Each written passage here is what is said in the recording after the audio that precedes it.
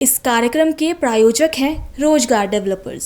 नमस्कार, आप देख रहे हैं पल्स 24 न्यूज में आपके साथ दिव्या पैन्यूली। वक्त हो चला है नेशनल बुलेटिन का, लेकिन उससे नजर डालते हैं हेडलाइंस पर।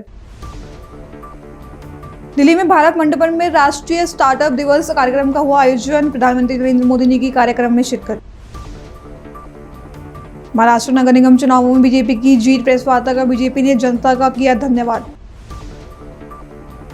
जयपुर में 78वें सेना दिवस के अवसर पर शौर्य संध्या कार्यक्रम में शामिल हुए राजनाथ सिंह, कहा ऑपरेशन सिंदूर पूरी तरह से नहीं हुआ समाप्त। हरियाणा के मुख्यमंत्री नायब सिंह सैनी ने मान सरकार पर साधा निशाना। सीएम भगवंत मान और केजरीवाल पर लगाया किसानों को धोखा देने के आरोप। तुम दोनों की मेहनत बहुत रंग लाई है बेटा, घर बहुत सुंदर बना है। ये मेरे पापा का घर। पता है, देख तेरे पापा की नेम प्लेट अपने हाथों से लगाऊंगा। नेम प्लेट तो लग चुकी पापा।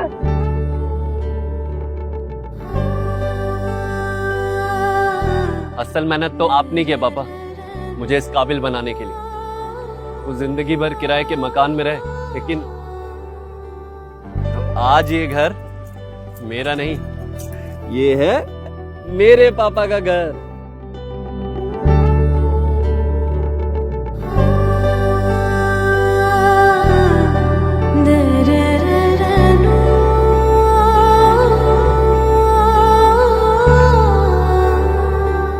उड़ान सपनों की, आंगन खुशियों का और साथ सकर्णी का।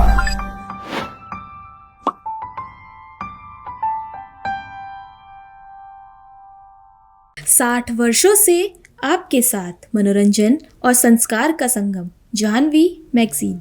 आइए अब देखते हैं खबरें विस्तार से। दिल्ली में प्रधानमंत्री नरेंद्र मोदी ने भारत मंडपम में राष्ट्रीय स्टार्टअप दिवस और स्टार्टअप इंडिया के 10 साल पूरे होने के मौके पर एक कार्यक्रम में प्रदर्शनी का जायजा लिया। इसके बाद पीएम मोदी ने कार्यक्रम को संबोधित करते हुए कहा कि सबसे अहम बात यह है कि भारत के युवा असली समस्याओं को हल करने पर ध्यान दे रहे हैं। मैं उन सभी युवा इनोवेटर्स की बहुत सराहना करता हूं जिन्होंने नए सपने देखने की हिम्मत की। साथ ही कहा कि यह 10 साल का सफर आप जैसे हजारों लाखों सपनों का सफर है, यह अनगिनत कल्पनाओं के सच होने का सफर है। सबसे अहम बात यह है कि भारत के युवाओं का फोकस रियल प्रॉब्लम सॉल्व करने पर है। हमारे वो यंग इनोवेटर्स जिन्होंने नए सपने देखने का साहस दिखाया, मैं उन सभी की बहुत बहुत सराहना करता हूं। साथियों, आज हम स्टार्टअप इंडिया के 10 साल पूरे होने का माइलस्टोन सेलिब्रेट कर रहे हैं। 10 साल की ये जर्नी सिर्फ एक सरकारी स्कीम की सक्सेस स्टोरी नहीं है, ये आप जैसे हजारों लाखों सपनों की जर्नी है। ये कितनी ही कल्पनाओं के साकार होने की यात्रा है। महाराष्ट्र नगर निगम चुनावों में जीत हासिल करने पर बीजेपी सांसद सुधांशु त्रिवेदी ने प्रेस वार्ता की। उन्होंने कहा कि महाराष्ट्र नगर निगम चुनावों में बीजेपी और हमारे गठबंधन सहयोगियों के साथ महायुति से शानदार सफलता हासिल की है, जो कि यह दिखाता है कि प्रधानमंत्री नरेंद्र मोदी के नेतृत्व में बीजेपी और एनडीए के प्रति स्वीकार्यता लगातार बढ़ रही है। तो वहीं बीजेपी ने महाराष्ट्र की जनता का धन्यवाद भी किया। आप सभी ने देखा कि आज महाराष्ट्र नगर निगम में भारतीय जनता पार्टी और हमारे गठबंधन सहयोगियों के साथ महायुति ने शानदार सफलता अर्जित की है।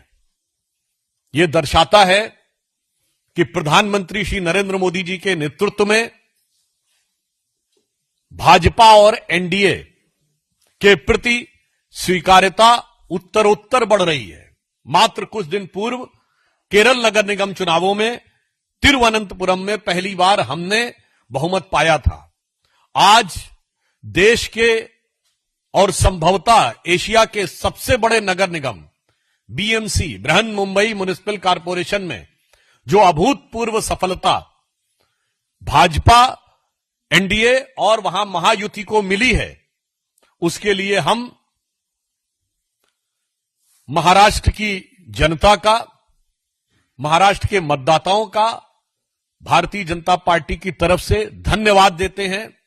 इसके लिए हमारे महाराष्ट्र प्रदेश के कार्यकर्ता, पदाधिकारी, हमारे प्रदेश अध्यक्ष, मुंबई के प्रदेश अध्यक्ष, मुख्यमंत्री श्री देवेंद्र फडणवीस जी और उप मुख्यमंत्री एकनाथ शिंदे जी और उनकी मेहनत का ये शानदार फल है। और प्रधानमंत्री श्री नरेंद्र मोदी जी के नेतृत्व में जो अपार लोकप्रियता भारतीय जनता पार्टी को हासिल हुई है, उसके ये व्यापक विस्तार का एक चरण है।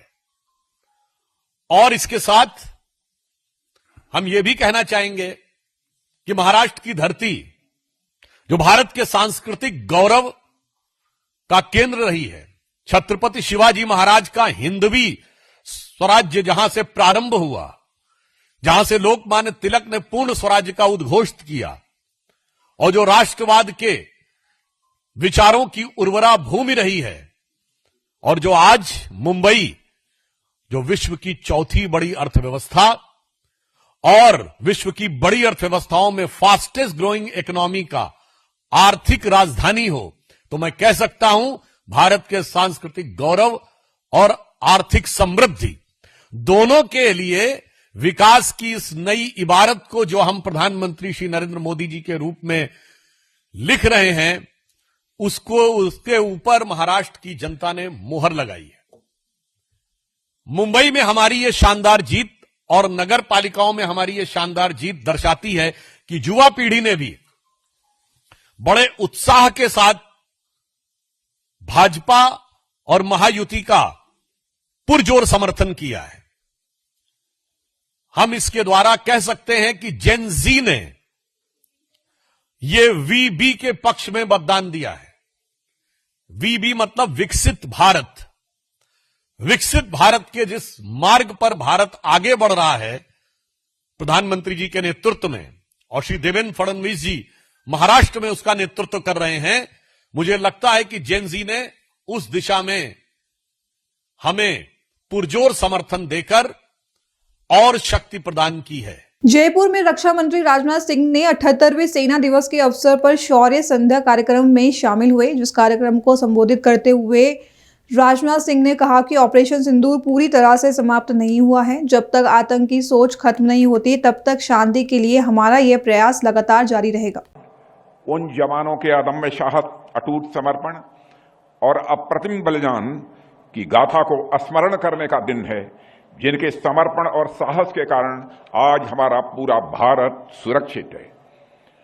साथियों, मैं इस अवसर पर राजस्थान की धरा को भी नमन करता हूं। यह वह धरती है जहां कण कण में वीरता की गाथाएं समाई हुई हैं। शौर्य, पराक्रम और त्याग की अमर कहानियों से यहां का इतिहास भरा पड़ा है। राजस्थान की धरती ने सदैव भारत की सैन्य परंपरा को आगे बढ़ाया है। इसे शक्ति और गरिमा प्रदान की है इस राजस्थान की धरती ने। यहां के वीरों ने भारत माता की सेवा में अपने जिस्म का रक्त बहाया है। महाराणा प्रताप की तलवार से लेकर राणा सांगा के शौर्य तक, पन्नाधाय के त्याग से लेकर मीराबाई की भक्ति तक और भामाशाह की संपत्ति तक, इस भूमि ने हर क्षेत्र में अद्भुत पुरुषार्थ का परिचय दिया है। साथियों, यहां के सभी समुदायों के वीरों ने सेना में अपनी अमिट छाप छोड़ी है। आज भी राजस्थान के अनगिनत युवा सेना के विभिन्न रेजिमेंट्स में सेवारत हैं और देश की सीमाओं पर अपनी जान की बाजी लगाए हुए हैं। इस वीरभूमि पर थल सेना दिवस के इस आयोजन पर मैं आप सभी को, खासकर आयोजकों को बधाई देता हूं। और जब यहां के ऐतिहासिक किलों, महलों और स्मारकों को हम देखते हैं तो हमें एक ऐसी विरासत के दर्शन होते हैं जो सैकड़ों वर्षों से मिलिट्री कैपेसिटी, स्ट्रेटेजी और करेज का पोषण करती आई है। ऐसे में शौर्य भूमि पर शौर्य संध्या का उत्सव मनाना, मैं मानता हूं, वास्तव में हमारे वीर सैनिकों के प्रति यह सच्ची श्रद्धांजलि है। साथियों, 15 जनवरी का यह दिन भारतीय इतिहास में स्वर्ण अक्षरों में अंकित है। सन 1949 में आज ही के दिन इंडियन आर्मी ने पहली बार एक भारतीय सेनापति के नेतृत्व में कदम रखा। General KM. करियप्पा ने भारतीय सेना के पहले कमांडर इन चीफ के रूप में पदभार ग्रहण किया। वह घटना अपने आप में औपनिवेशिक मानसिकता से मुक्ति का, स्वाभिमान और स्वाधीनता की प्रतीक थी। तब से लेकर आज तक यह दिवस हमारे लिए केवल एक समारोह भर नहीं रहा, यह संकल्प का दिवस है। यह हमारे आत्म मंथन का अवसर है कि हमने अपने उन प्रोटेक्टर्स को, रक्षकों को के लिए क्या किया जिन्होंने हमारे सब कुछ अपना न्यौछावर कर दिया। वही भावना आज तक हमारी सेना में चली आ रही है। इसका एक नया और सशक्त उदाहरण हमें ऑपरेशन सिंदूर में भी देखने को मिला है। इस अभियान में भारत ने सिर्फ अपनी सैन्य ताकत ही नहीं दिखाई, बल्कि अपने राष्ट्रीय स्वभाव का भी परिचय दिया है। साथियों, आतंकियों के खिलाफ की गई कार्रवाई पूरी तरह से सोच समझकर और मानवीय मूल्यों को ध्यान में रखकर की गई।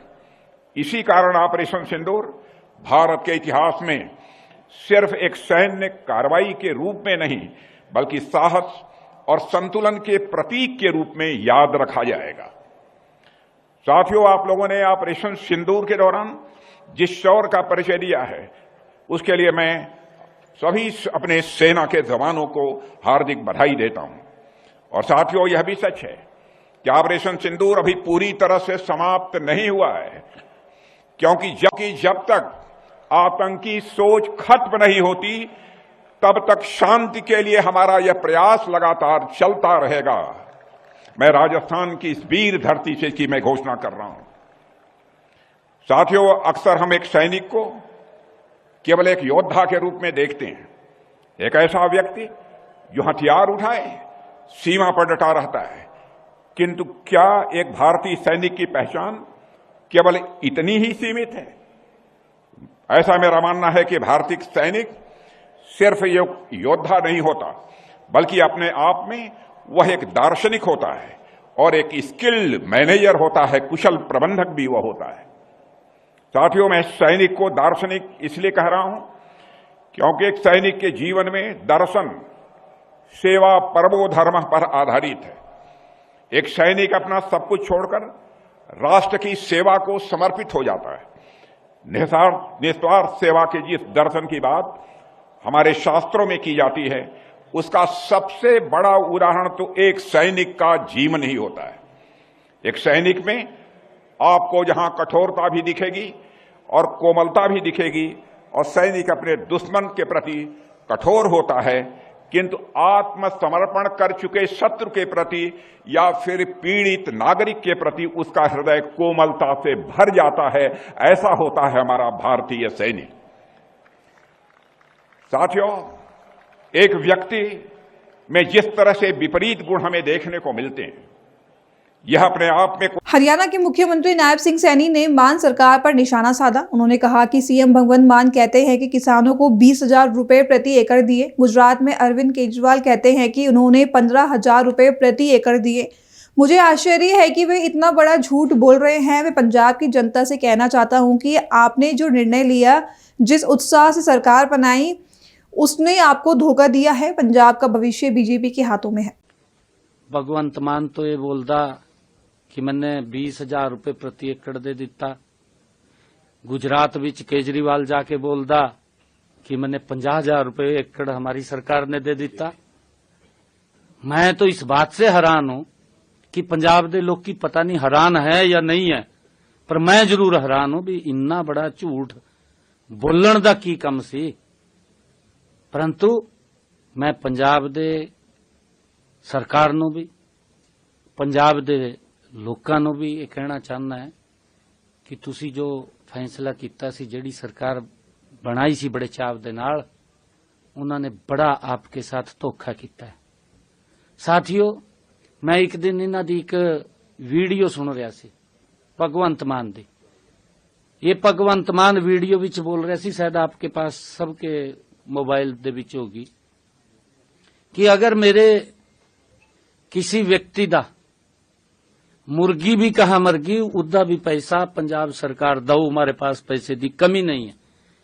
ये वाक्य अगर किसी ने बोला, भगवंत मान ने बोला, भाई इतनी बड़ा आफत आ गई है, तैं तो मुर्गी को छोड़ मुर्गे के भी नहीं दिए पैसे, मुर्गे के ही दे देंदा, वो भी नहीं दिए। की हाल कर दिता पंजाब दा, की स्थिति बना दी पंजाब दी, किन्ना झूठ बोलना कम कर रहे ने। ऐही समझते ने कि झूठ बोलो, झूठ बोल करके वोटी मिल जाएंगी, परंतु आज लोग पंजाब दे भी जागरूक ने, पंजाब दे लोग देख रहे ने किस प्रकार से लॉ एंड ऑर्डर की व्यवस्था चरमराई है। ये छोटी गल नहीं है कि लोकां दे विच एक पहलवान नु खिलाड़ी नु आकर के गोली मार के चला जाए, ये बड़ी गल है।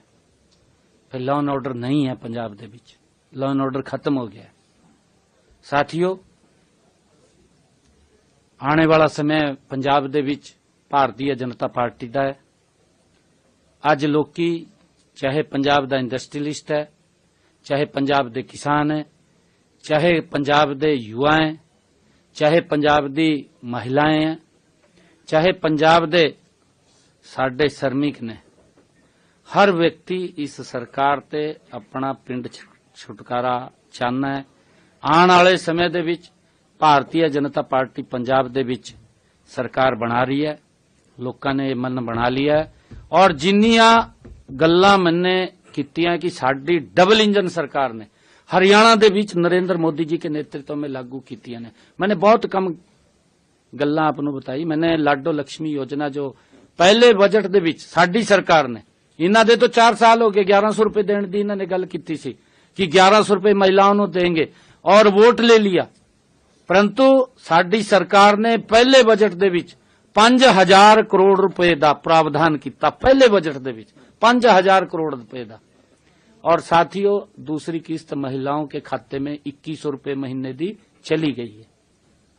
मैं पंजाब दे विच देख रहा सी कि हमारे जो बुजुर्ग हैं, बुजुर्गों की जो पेंशन है वो 1500 रुपए है पंजाब दे अंदर, और यहां जिन परिवारां दी इनकम 60,000 रुपए है, उन्हां बुजुर्गां नूं 1500 रुपए महीना मिलदे ने पंजाब दे विच। साडे हरियाणा दे विच ये इनकम दी जो इन्होंने 60,000 रुपए लगाई हुई है, साडे हरियाणा दे विच 3 लाख रुपए है। 3 लाख रुपए जो जेड़ा बुजुर्ग है उन्होंने साडी सरकार 3200 रुपए महीना देने का काम कर रही है, 3200 रुपए। और इत्थे 1500 रुपए 2500 रुपए इन्होंने अपने घोषणा पत्र विच घोषणा की सी कि साडी सरकार आऊगी बुजुर्गां नूं 2500 रुपए देने का काम करेंगे। 4 साल निकल गए ने, वो साडे बुजुर्ग भी देख रहे ने पंजाब दे, वो भी अख उठा के देख रहे ने कि सरकार कुछ करू, परंतु भ्रष्टाचार विच सारे लगे हुए ने, पंजाब नूं लुट्टण दा काम कर रहे ने। उत्तर प्रदेश कांग्रेस अध्यक्ष अजय राय ने प्रेस कॉन्फ्रेंस के दौरान बीजेपी सरकार पर निशाना साधा। उन्होंने कहा कि मोदी और योगी की सरकारें हिंदुओं की विरासत को नष्ट कर रही हैं। उन्होंने बाबा विश्वनाथ कॉरिडोर के नाम पर एक मॉल बनाया जहां 1000 साल पुराने मंदिरों को ध्वस्त किया गया और देश के 3 बचे पवित्र वट वृक्षों में से एक को भी काट डाला। साथ ही कहा कि मणिकर्णिका घाट को सुंदर बनाने के नाम पर भी सरकार ने पूरे घाट को ही नष्ट कर दिया है। हिंदू धर्म की जो सबसे बड़ी विरासत है उसको पूरी तरीके से ये मोदी और योगी सरकार ध्वस्त कर रही है, ध्वस्त कर दिया। हम लोग पहले जब ये बात उठाते रहे कि बाबा विश्वनाथ के दरबार में जो इन्होंने एक कॉरिडोर के नाम पर वहां मॉल बना दिया है, मॉल, आधुनिक मॉल बना दिया, और बाबा विश्वनाथ के दरबार में सैकड़ों मंदिरों को तोड़ा गया। जो हजारों साल पुराने मंदिर थे, हजारों साल पुराना हमारा वट वृक्ष, अक्षय वट वृक्ष, जिसका इस हिंदुस्तान के अंदर 3 वट वृक्ष का इतिहास रहा है, उसमें एक को खत्म कर दिया, काशी विश्वनाथ, उसको पूरी तरीके से स्लाइस करके काट दिया गया। एक गौतम बुद्ध को जहां ज्ञान प्राप्त हुआ बोध गया, दूसरा काशी विश्वनाथ जो आज नहीं है, तीसरा जहां मोदी जी नमन करते हैं प्रयागराज संगम स्थान पर 2 बचे, एक को खत्म कर दिया। हजार साल पुराना उसका ये उसमें यह कहा गया है कि जब बाबा विश्वनाथ मां पार्वती के साथ काशी आए थे उसके पहले से अक्षय वट वृक्ष काशी के अंदर उस स्थान पर विराजमान था, उसको खत्म कर दिया गुजरात के ठेकेदारों के द्वारा पूरी तरीके से। जो मोदी जी ने 2023 में शिलान्यास किया था मणिकर्णिका घाट का सुंदरीकरण करने के लिए, सुंदरीकरण नहीं उसका पूरी तरीके से विध्वंसीकरण कर दिया, पूरी तरीके से मणिकर्णिका घाट को तबाह कर दिया, बर्बाद कर दिया। जहां पे हमारे हिंदू समाज के लोग पूरे देश और दुनिया में उनकी कहीं भी उनकी मृत्यु होती है, शरीर शांत होता है, वो अपनी व्हील में लिखते हैं कि हमारी डेड बॉडी मणिकर्णिका घाट पर हमारा बेटा हमारा नाती पोता जलाएगा। एक नहीं सैकड़ों हजारों बार तो मैं जा चुका हूं इस तरीके की, जहां पर लोगों ने यूएस में उनकी देहांत हुआ, यूके में हुआ, कनाडा में हुआ, कहीं भी हुआ, जर्मन में हुआ, वो बॉडी वहां से आई, उनके व्हील में लिखा हुआ था और वो मणिकर्णिका घाट पर दाह संस्कार किया गया। आज उसको ध्वस्त कर दिया गया पूरी तरीके से। 1771 में जिसका जीर्णोद्वार हमारे अहिल्याबाई होलकर जी, महारानी अहिल्याबाई होलकर जी के द्वारा, लोकमाता के द्वारा कराया गया था, उनकी मूर्तियों को भी विध्वंस कर दिया, तोड़ दिया गया। और जो सैकड़ों साल पुराने, हजारों साल पुराने वहां मंदिर थे, महादेव की शिवलिंग था, उसको ध्वस्त कर दिया गया, तोड़ दिया गया। मणिकर्णिका घाट, जहां मणिकर्णिका घाट का नाम कैसे पड़ा है? मणिकर्णिका घाट का नाम माता पार्वती की मणिगिरी है, वहां मणि, वो मणि को पूरी तरीके से उस मणि के स्थान को भी लोगों ने तोड़ दिया। हिमाचल में एक बार फिर से बिगड़ते मौसम को लेकर आईएमडी के वरिष्ठ वैज्ञानिक संदीप कुमार ने कहा कि एक पश्चिमी विक्षोभ राज्य की ओर बढ़ रहा है। इसका असर चंबा, लाहौल स्पीति और किन्नौर में देखने को मिलेगा। साथ ही कहा कि 19 तारीख तक बर्फबारी होने की संभावना है। कांगड़ा, कुल्लू और मनाली के ऊपरी इलाकों में भी हल्की बर्फबारी हो सकती है। मैदानी इलाकों में शीतलहर की संभावना है। इसका जो प्रभाव है वो विशेषता डिस्ट्रिक्ट चंबा, लाहौल स्पीति और किन्नौर के क्षेत्रों में रहेगा, जहां पे कुछ एक क्षेत्रों में हल्के से मध्यम बर्फबारी होने की संभावना है। और 19 तारीख तक ये संभावना है कि जो डिस्ट्रिक्ट चंबा, लाहौल स्पीति, किन्नौर, यहीं पे ये जो बारिश और जो स्नोफॉल है वहाँ कुछ क्षेत्रों में हल्के से मध्यम हो सकती है। वहीं बात करें जो हमारा डिस्ट्रिक्ट कांगड़ा है, कुल्लू है, मंडी, यहाँ पे संभावना है कि इसी दौरान 1-2 स्थानों में हल्की बारिश या हाई रीचेज में हल्की बर्फबारी हो सकती है। जो मैदानी डिस्ट्रिक्ट हैं उसमें ऊना, बिलासपुर, हमीरपुर, साथ में सिरमौर, सोलन, शिमला, यहाँ पे क्लाउडिंग जरूर हो सकती है इसी दौरान, परंतु ऐसे बारिश की संभावना काफी कम है। और अलर्ट्स की बात करें तो देखिए आज सुबह भी जो हमारा डिस्ट्रिक्ट बिलासपुर, मंडी, हमीरपुर और कांगड़ा, यहाँ पे 1-2 पॉकेट्स में severe to very severe cold wave report की गई है। और कल मॉर्निंग में भी संभावना है कि इन्हीं डिस्ट्रिक्ट्स में कोल्ड वेव मतलब विटनेस की होने की संभावना है। हालांकि फॉग की पॉसिबिलिटी कम होगी, आज भी फॉग रिपोर्ट नहीं किया गया क्योंकि देखिए अब 19 तारीख तक WD का प्रभाव रहेगा, तो इसके चलते जो फॉग है उसकी संभावना काफी कम है। और ओवरऑल अगर तापमानों की बात करें, जो न्यूनतम तापमान है डिस्ट्रिक्ट लाहौल स्पीति में 0 से कम रिकॉर्ड किए गए हैं, वहाँ सबसे कम -5.2 था। वहीं अगर बात करें कल्पा, सोलन, सियोबा, कुल्लू, वहाँ पे भी जो न्यूनतम तापमान है वो 0 के आसपास ही है। अगर बात करें शिमला की, शिमला का न्यूनतम तापमान था अराउंड 10 डिग्री। और जो हमारे क्षेत्र हैं जिसमें शिमला है, कल्पा है, मनाली, यहाँ पे जो हालांकि जो अर्ली मॉर्निंग के तापमान है वो सामान्य से अधिक चल रहे हैं। और सोलर में देखिए में भी 0 के आसपास रिकॉर्ड किया गया, तो काफी वेरिएशन है न्यूनतम तापमानों में।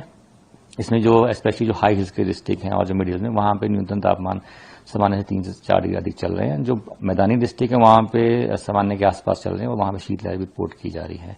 हालांकि जैसे ही कल से जैसे WD का प्रभाव रहेगा तो न्यूनतम तापमान भी ओवरऑल प्रदेश में राइज करेंगे। अगर हम शीतलहर की बात करें क्या हुआ? देखिए जो अर्ली मॉर्निंग में जो स्टेशन बिलासपुर में बरठी हैं, फिर ऊना है स्टेशन, हमीरपुर है, मंडी है, तो यहाँ पे जो तापमान है न्यूनतम वो 4 डिग्री से कम रिकॉर्ड किया गया। सबसे कम अगर मैदानी डिस्ट्रिक्ट की बात करें तो बढ़ी में था 1.1 डिग्री सेल्सियस, मंडी में 2 डिग्री के आसपास था, बिलासपुर में 4 डिग्री के आसपास था, ऊना में भी 3 डिग्री के आसपास था। तो वहाँ पे शीतलहर रिपोर्ट की गई और कल भी संभावना है मॉर्निंग में कि मैदानी क्षेत्रों में शीतलहर विटनेस की जा सकती है। ऑरेंज अलर्ट नहीं, येलो अलर्ट है कोल्ड वेव का। शिमला सिटी की बात की जाए तो बारिश बर्फबारी होने की संभावना है? नहीं, देखिए 16 से लेके 19 तारीख तक क्लाउडिंग जरूर हो सकती है शिमला शहर में इटसेल्फ और कुफरी के आसपास, परंतु ऐसे बारिश और बर्फबारी की संभावना इस स्पेल के दौरान अभी नहीं है। अगर हम बात करें ड्राई स्पेल अभी लगातार चला हुआ है, कितनी कम बारिश हुई है? देखिए ओवरऑल -83% कम बारिश रिकॉर्ड की गई जनवरी में, जिसमें 12 की 12 डिस्ट्रिक्ट्स में सामान्य से कम बारिश रिकॉर्ड की गई अभी तक। अभी के लिए बस इतना ही। देश दुनिया की खबरों के लिए बने रहे पल्स 24 न्यूज के साथ। तब तक के लिए नमस्कार।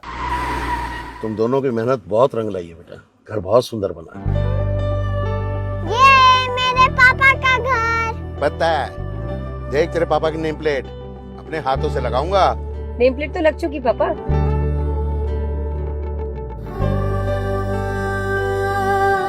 असल मेहनत तो आपने किया पापा, मुझे इस काबिल बनाने के लिए। वो जिंदगी भर किराए के मकान में रहे, लेकिन तो आज ये घर मेरा नहीं, ये है मेरे पापा का घर।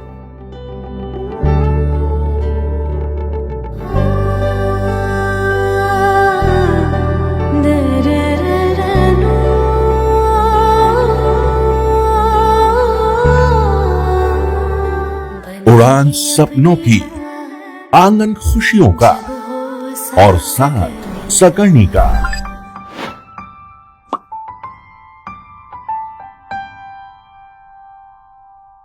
60 वर्षों से आपके साथ मनोरंजन और संस्कार का संगम, जाह्नवी मैगजीन। इस कार्यक्रम के प्रायोजक थे रोजगार डेवलपर्स।